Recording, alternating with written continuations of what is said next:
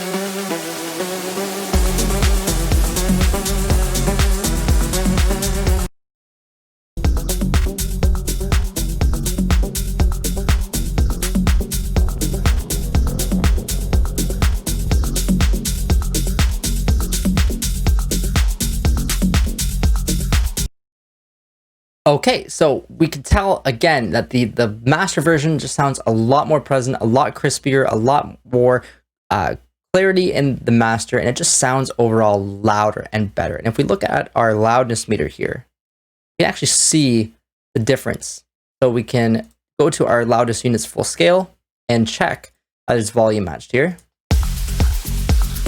We're at about 13.7 on the master version. And in the non-master version, which is volume matched, we're pretty much around the same. We could even go a little bit lower on the master version. Check it one more time.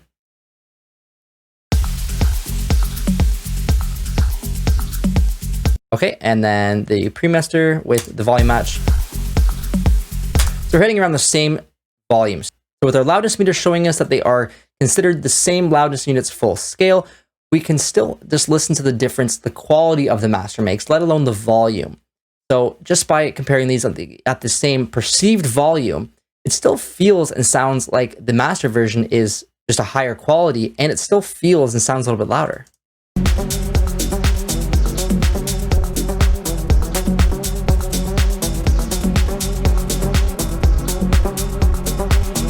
This is due to the clarity of the master and bringing out that high end just a little bit more and that low end just a little bit more. It gives us a sense that it's a bit more present and it's a bit clearer, and we can hear it a little bit better. Hopefully this video gave you some insight on what an unmastered track can sound like with a proper master. It can just really bring the whole track to life.